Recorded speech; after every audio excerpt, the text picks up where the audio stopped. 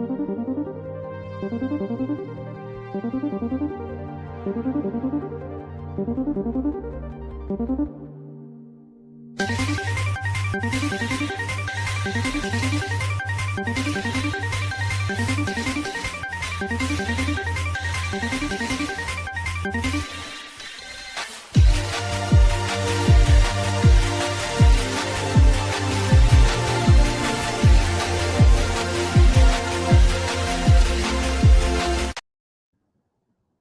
right. Good morning, everyone, or good morning if I guess you're on this side of the world, maybe good evening. But today we're joined by Ryan. He's coming from Gauntlet. He's the head of security over there. So he'll be doing a presentation on like some general security best practices, gaps, solutions. That being said, I'm going to go ahead and just hand it over to you, Ryan. We can get started. Yeah, sure. Thank you very much, Austin. So I put together a quick slide deck, really just to keep me on track. So there's a lot of stuff we could talk about regarding security gaps. So if you want to bring that up, Austin, and please, anybody out there, if you have any questions, feel free to interrupt me. If you want to take the conversation a different direction, we can also do that. So I'll start off with what I have, and then Austin, yeah, you can let me know if there are any questions come up if I miss them on the chat. So we're going to be talking about some common security gaps, and I'll provide some solutions.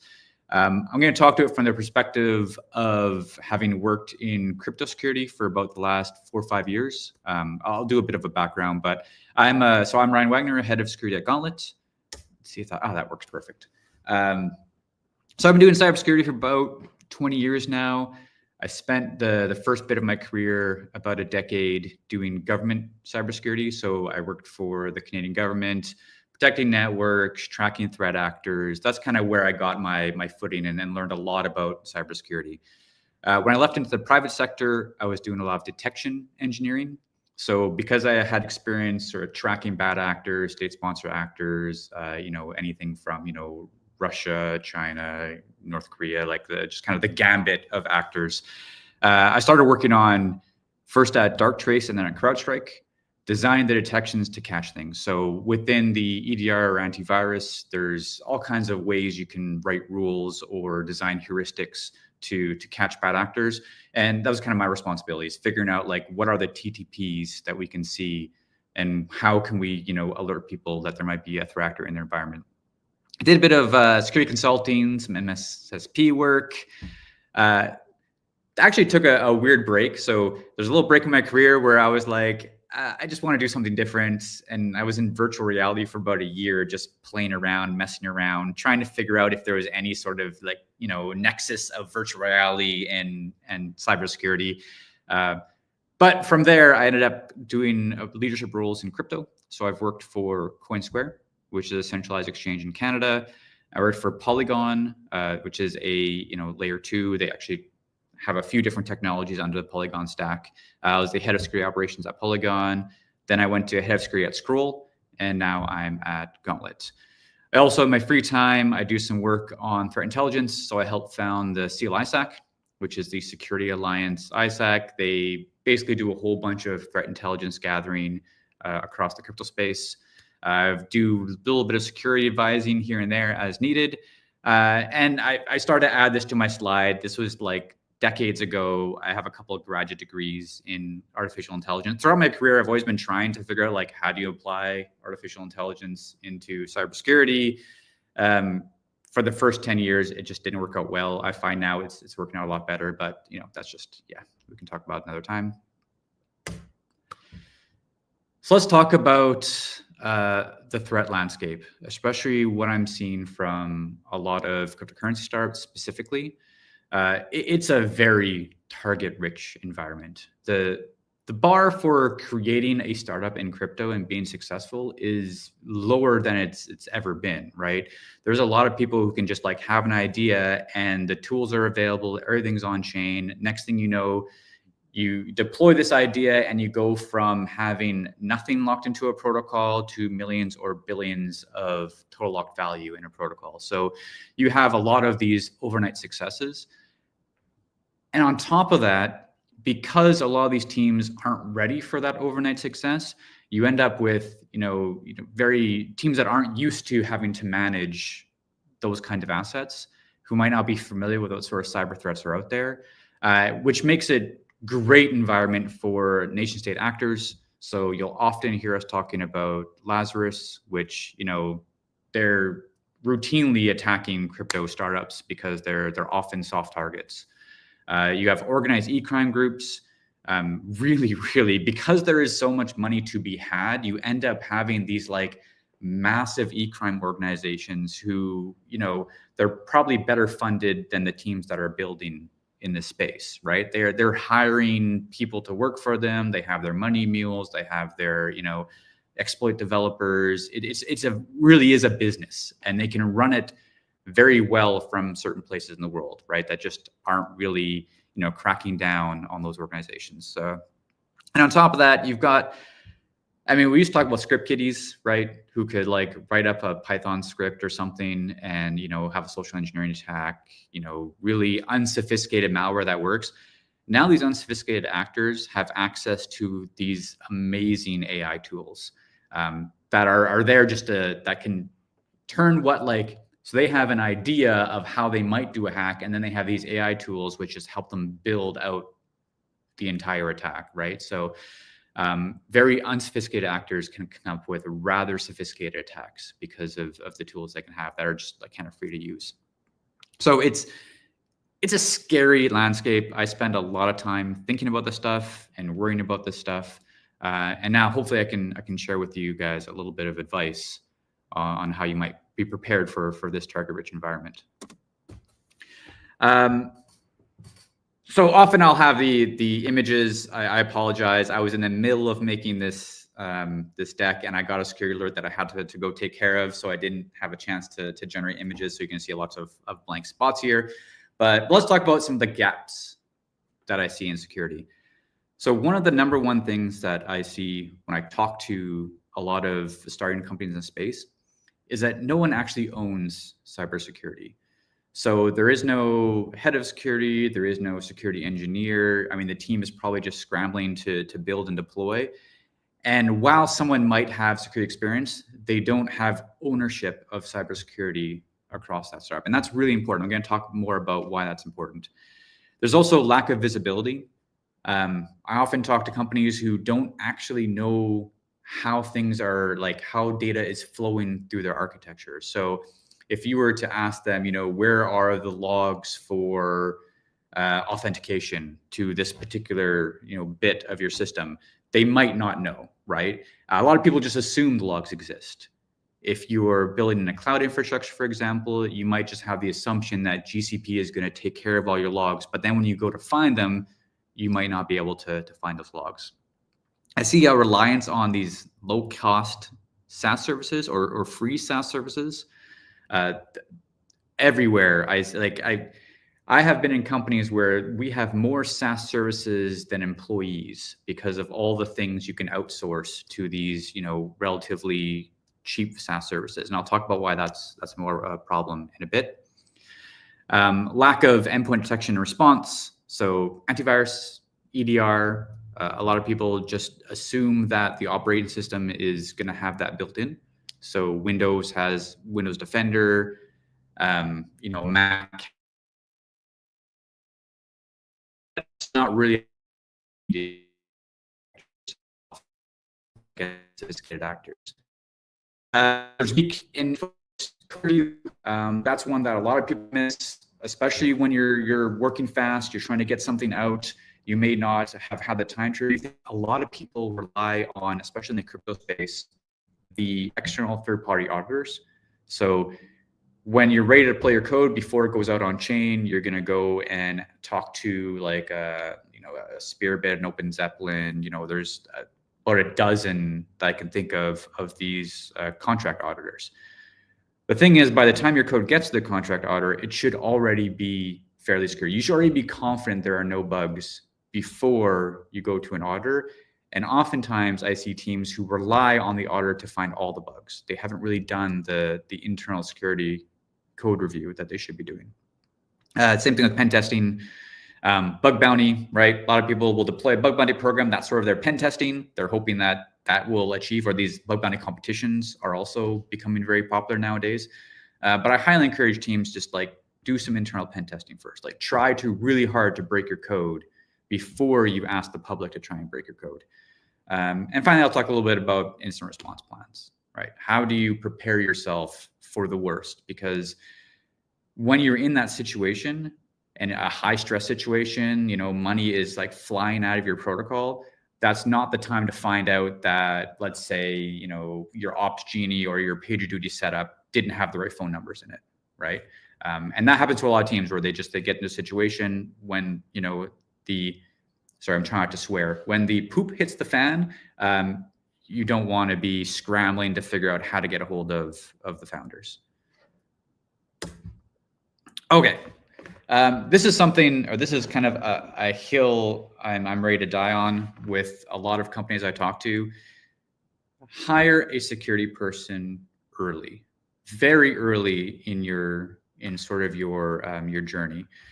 The reason for that is a lot of things I'm going to talk about now. Anyone who's spent time in cybersecurity as a cybersecurity professional will know a lot of this already, and they will come prepared, right? And you want to empower them to own that cybersecurity risk. There's a big difference between folks I've talked to who do cybersecurity as part of their role, like they're an engineer and they also do a little bit of cybersecurity, and the person who is actually responsible or feels like they own when an incident happens. So their main role is cybersecurity, and then they do engineering on the side, right? They may do application security engineering. They might be building things as well.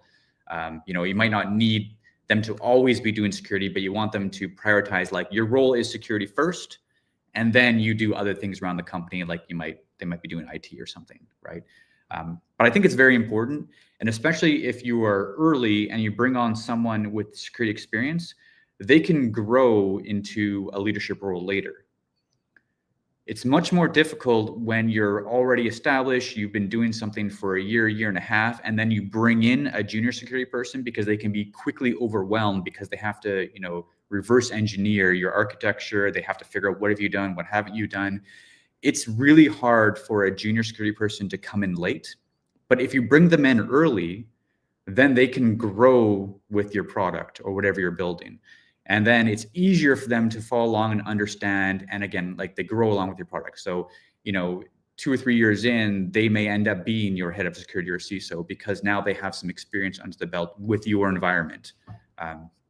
So I tell everybody, it's one of the first questions. So another thing I do is due diligence on companies we work with. So Gauntlet works with a lot of external partners.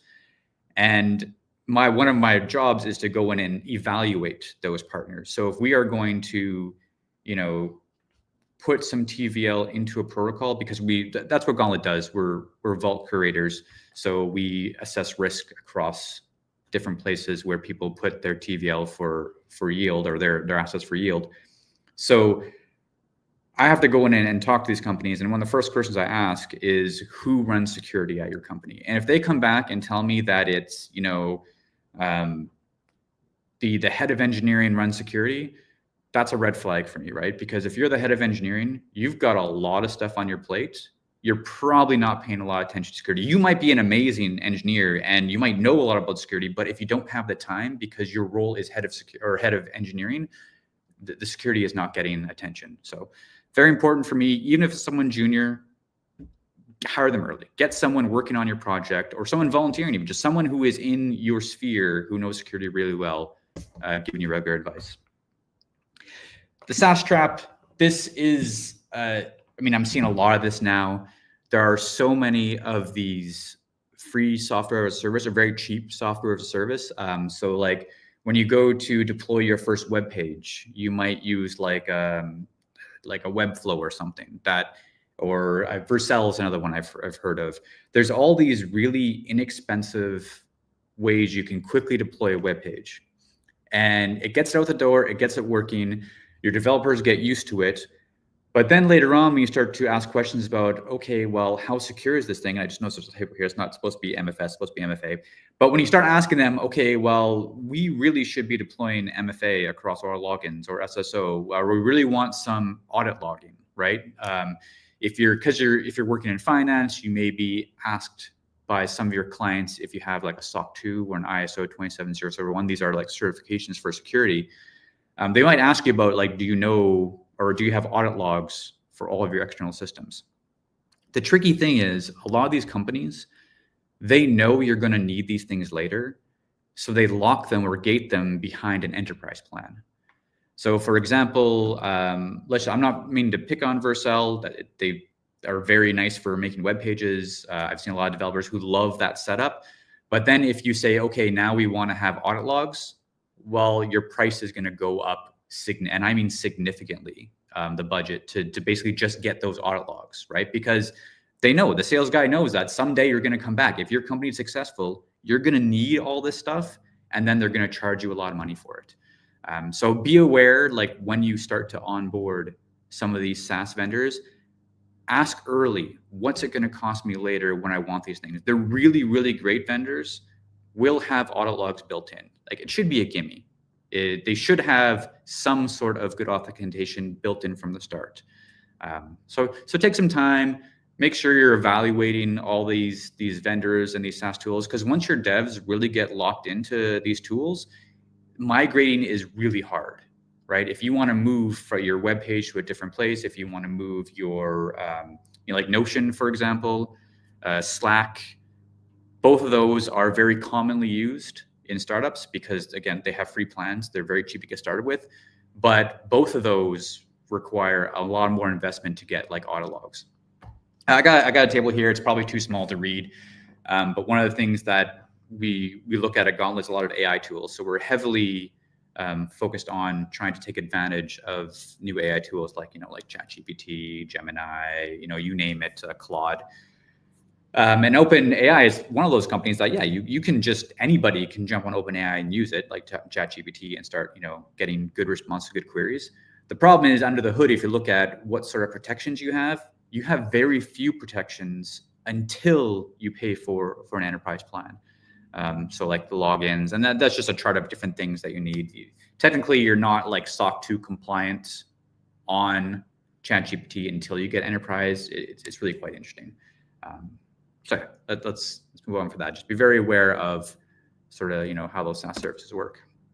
So the importance of visibility, this is really important, is being able to understand your own environment, right?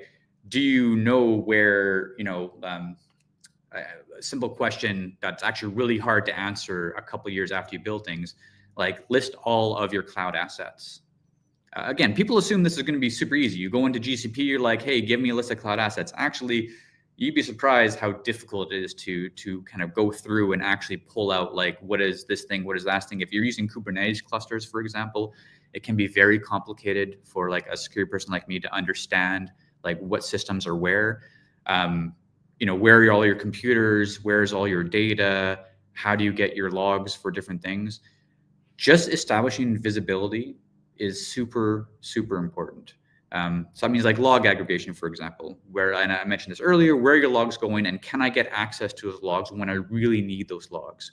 Or how long is it going to take me to see that something's gone wrong, after it's happened? And this is like, for example, a simple one. We do at Gauntlet, we have a web page that tracks total log value. How long would it take if that value is wrong for someone to notice it's wrong, right? So if our total log value is saying that we have, I'm just making up these numbers, $500 million locked in a protocol. If there was like a bug in our system and that number dropped to 300 million, that would look really bad from public perception, but how long would it take for us to actually notice that change happened? And this is more important when there is a hack, right? This is a story that you'll hear, or not the particular story, but this is the sort of story you hear often, where the first time a protocol learns that it's hacked is on Twitter because someone else saw it on chain and posted something. And now that company is under pressure because they didn't even realize that they were hacked, right? I can't remember how long it took for Axie. So Axie Infinity, protocol in DeFi, they lost, I think it was one of the biggest hacks. It may have been recently superseded, but it was about, I think, $600 million they lost. And it was the users who were like screaming at them, hey, I can't get my money out. The money is gone. They didn't even realize that $600 million had been exploited through the bridge. Like the money was gone and they didn't see it. So it's super important that you have that visibility. Like, how do you make sure that you see when something is going to go wrong before the public sees? Endpoint detection and response. I mean, it's a non-negotiable at this point. I mentioned earlier about, like Windows has, built-in Windows Defender. I wouldn't rely on that. What you really want very early, and it's relatively cheap. Like this is one of the cheaper things you can deploy, is get a vendor in that'll do endpoint detection and response and deploy it across all your machines. The earlier you do that, and the earlier you talk to your devs about it, the easier it'll be to deploy. And now this is talking, because I know a lot of you guys may be very early in your journey here, but if I go into a company that's been established for 2-3 years, and then I say, hey, by the way, we really need EDR deployed, pushback I get immediately is, what about my privacy? What about the machine slowing down? How's this going to impact my day-to-day work? But if you establish early on that endpoint detection and response is an important thing for your company, and you start deploying it right out of the gate, first of all, again, relatively cheap. You don't have to have a big company to deploy. If you go talk to like a CrowdStrike, for example, that's my go-to. I'll talk about that later. Different companies you can go to, they usually have small business plans where you can just deploy it right away. Get used to it, get it in early, and then you don't have to negotiate later with everybody at the company to deploy it, right? Because it's super important. This is where you're going to find a lot of the lower hanging threats. So when you read about someone who lost their private keys because there was an info stealer on their computer, these info stealers are the same info stealers that we've had for years. Like, they are not that sophisticated to detect. A lot of these things rely on, base 64 encoded, like scripts. So like when you actually see the activity on the host, it's like I open this, okay, this is a really simple example. I open this doc, and then there's a command line prompt that decodes base 64 and then runs a script. That series of events is so rare in regular, machine interactions that even a relatively unsophisticated EDR can detect that. The problem is if you don't detect it, then, it's going to install a payload that's just going to monitor your system. And because sometimes people are storing private keys on their machine, like if you're running MetaMask, for example, your private keys, if you're not using a ledger, like you can connect it through a ledger through MetaMask, but your private keys are sitting on your computer, right? They're encrypted, but they're only encrypted by a password.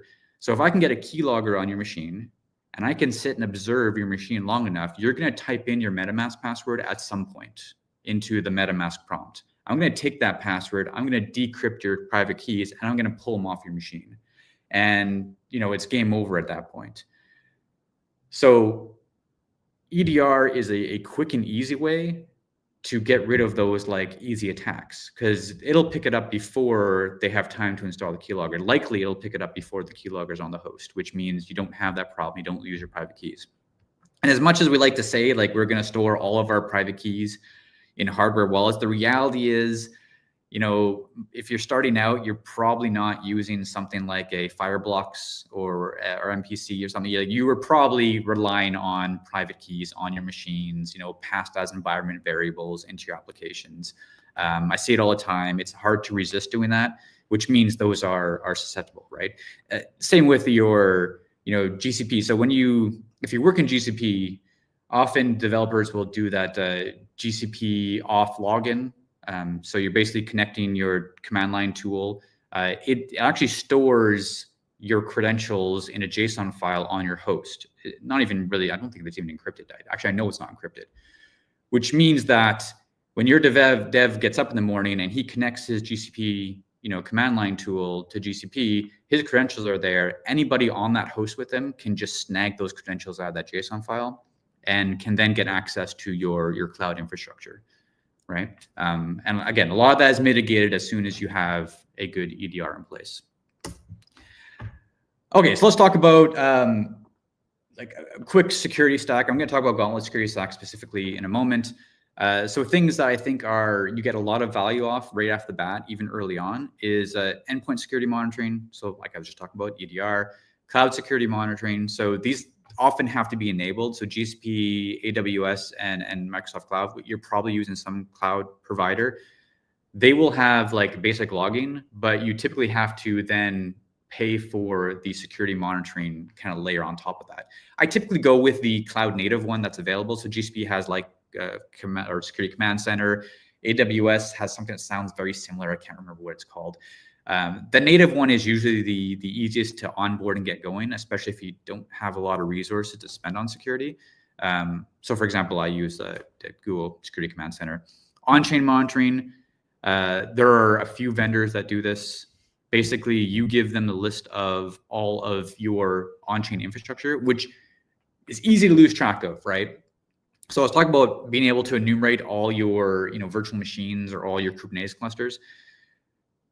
If I ask a company to tell me all of their on-chain infrastructure, it can quickly get out of hand how many things you deploy over the course of like a few months or a year, especially if you include contracts that you've deployed for testing, right? That I think right now, Gauntlet, we are looking at 15. I say 1,500. I'm pretty sure it's surpassed that. 1,500 on-chain assets, like basically addresses on various chains that we monitor. So we have an on-chain monitoring system to take care of that. There are a few out there. Hypernative, Hexagate, OpenZeppelin used to do it. I don't know if they still do, but there are a few others. Get your log aggregation going early. Instant response retainer.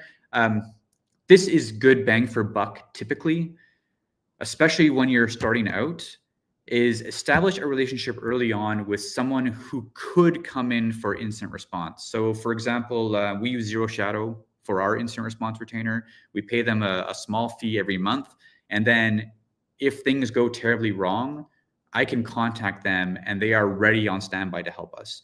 Because this is something you don't want to have to think about when the TVL is flying out the window is, oh, wait, who do I call? I have to evaluate a vendor because you're going to end up with the most expensive one, right? You're better off having talked to somebody like Zero Shadow. Mandiant is also a good one. And just kind of in advance, just kind of say, okay, when things go wrong, they will give you a number to call and you pre-establish some rates so that you don't get that sticker shock later. It can save you a lot of money when you're already losing money to have like a predefined sort of retainer with somebody to help you when something goes terribly wrong. Alert triage tools. I think I'm running out of time a little bit, but I can finish this off soon.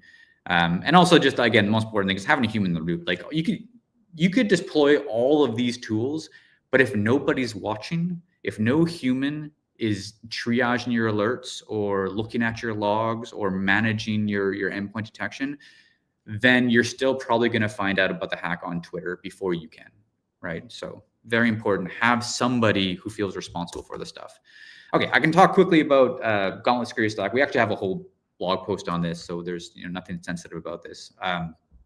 So plug in any vendor you want. The importance is that these things actually exist, right?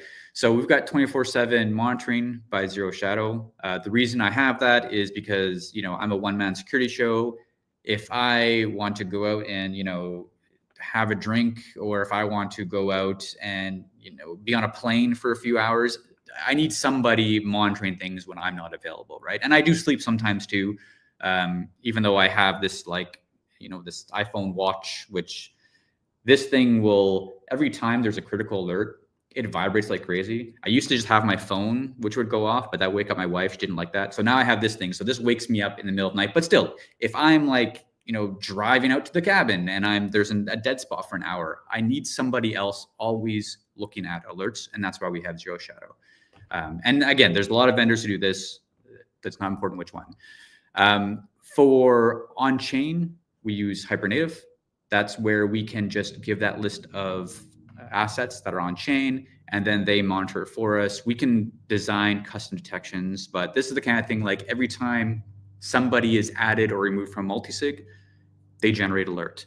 If a lot of assets leave an address, they generate alert. If we interact with, either a address that's marked as phishing or an address that's marked as sanctioned, they generate alerts. So they are basically watching all of our on-chain assets, and they design the logic, which then alerts us if something goes wrong. It's very similar to like traditional Web 2 monitoring, just very, specifically designed for on-chain stuff. Tooling wise, lots of tools. There are some free ones that are pretty good. Again, I just did a whole spiel on why you should avoid free SaaS tools, but there are some good, like Breadcrumbs. Arkham Asylum has some tools for on-chain sleuthing, but on-chain sleuthing is very specific to Web3 compared to traditional Web2, because there's a lot of things that are on-chain and easy to kind of access and read. But having those tools ready to go and having someone who's used them a few times and practice with them is really good for when you do have to chase funds when there's a theft. And it's kind of like, I like to think of it like it's probably going to happen at some point in time. Any company in crypto is going to have to deal with some sort of theft. So just being able to trace those funds, because there's a lot of pressure, right? From the crypto Twitter, they're going to be telling you what's happening. And if you are not able to update the community before the community finds out, it just looks bad, right? So you want to have those tools in-house ready to go for investigations.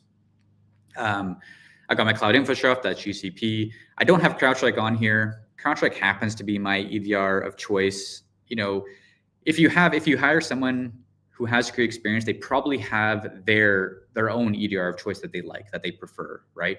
A lot of them these days are relatively comparable.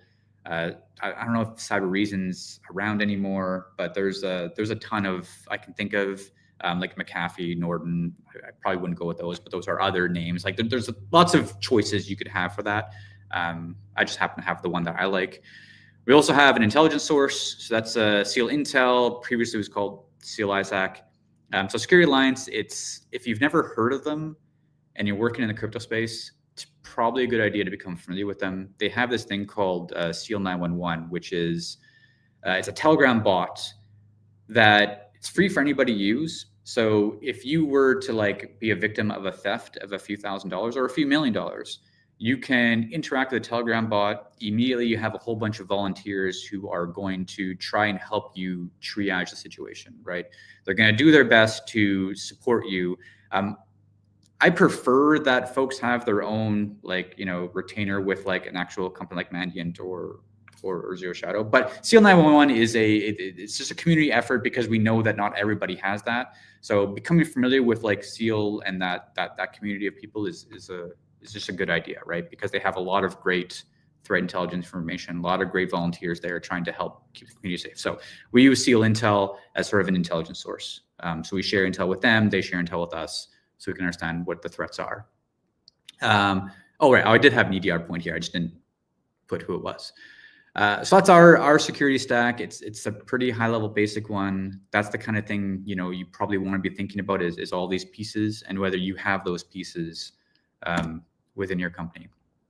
Another quick thing, I went to copy and paste the actual questions. I couldn't reach them, but there's this rec test, which a bunch of, I think it was 2 or 3 years ago, a bunch of security professionals in the crypto space got together. Trail of Bits was leading the discussion, and they were trying to come up with, is there, some set of questions that a company can ask themselves to try and establish if they're in good shape security-wise. Because you heard me mention earlier on, SOC 2, ISO 27001, those are certifications and standards, very complicated, very long to go through. You answer hundreds of questions. It can be extremely overwhelming. It's important to do at some point, but it can be very overwhelming. This group was trying to figure out, how can we come up with 10, I think it ended up being 12, but we want just 10 questions. If you answer these questions, you'll have a good idea of whether you're in good shape security-wise. So I'll pass this along to Austin after, so he can share it around. But it's very quick. You go through the questions, you answer them, and you get a feel for how you're doing. The last one I didn't put on here is I don't know if I can put it in check. Rec.news. If you ever feel you want to stay up all night worrying about how difficult it is to protect yourself from all the threats in crypto, go to rec.news. There's 136 different hacks described there, how they worked, what happened. It is a bit tongue-in-cheek, but it does give a pretty good description of the threats out there. So that's my bit. And embarrassingly, I just noticed I still have the Latin down here. That is meaningless. Ignore the Latin at the bottom of the slide. But thank you for your time. If you have any questions, happy to answer. And yeah, that's it. You can take the slides off there, Austin. Right. Well, thank you so much, Ryan. That was actually really great. And it's something that I'm probably going to go back and watch when I can actually just watch it. That was some good intel there. We got a number of questions here, so we'll just start going down the line. Starting here, about hiring early. How many credible security people are there for contracts, specifically cybersecurity? Sure, but contracts is limited supply, right? Okay, so if you're talking about like smart contract auditors, so that's interesting. There are a number of companies that have popped up recently that will do smart contract auditing, but it's a matter of whether they're reliable and credible or not. I tend to stick with a small set of maybe like 4 or 5 that I know are really good. But what's happened is a lot of those companies, they're starting to bleed some of their auditors out into these smaller startups because a lot of people just want to have their own startup. So you can find these smaller auditing firms with really great small contract auditors. The question you really want to ask when you talk to them is, tell me where you used to work before. Like if they used to work at like a Spearbit and they just decide they want to go on their own, that's great. And some of these auditors are looking for like the reliable full-time salary. So even though a smart contract audit is really expensive to do, the audit themselves, now this is, sorry for all the smart contract auditor firms. I don't mean to spill this. Most of the money is not going to the auditor, right? It's going to run the company, just like any other company, which means those auditors are probably not making the massive salary, which means some of them are looking for full-time reliable jobs, right? That you could like offer them a decent salary and they would come work for you. They don't have to rely on business coming in. The difficult pit is, for some companies, you're only going to need a smart contract audit every once in a while. So you got to kind of fill their time with what do they do in between, and then they're probably application development or they do other security things. I had a security auditor, really great guy. He came from an auditing firm. I hired him into Scroll, and basically he did auditing, and then I taught him security operations. So by the time I ended up moving on from Scroll, he knew how to do antivirus. He knew how to do like social engineering. He knew all that stuff to add to his security auditing. Sorry, I probably took that question in a different direction. Yes, there's a lot of competition, but there are some people who are really good at this stuff who are looking for just regular full-time jobs. All right. And then we have a similar question. Let's go ahead and do this one since we're approaching the end here. You didn't mention MEV protection from front running. Does Gauntlet have any recommendations here? Yeah, that's a difficult one. That's a difficult question. The reason it's a difficult question is because it depends on how you feel about MEV. There is a school of thought that crypto is meant to be, an open ledger. Like MEV is just a byproduct of the system. People who are doing MEV, they're actually kind of keeping the system in check, right? They're keeping people I'm saying keeping people honest, but they're like, if they can beat you to the point, you're probably could have done it more efficiently, right? They're basically forcing efficiency onto the system, and they're using MEV as a way to do that. There are ways to you can make like a private RPC node. So, you can, there are ways and certain chains do this to make it more difficult for MEV to be successful.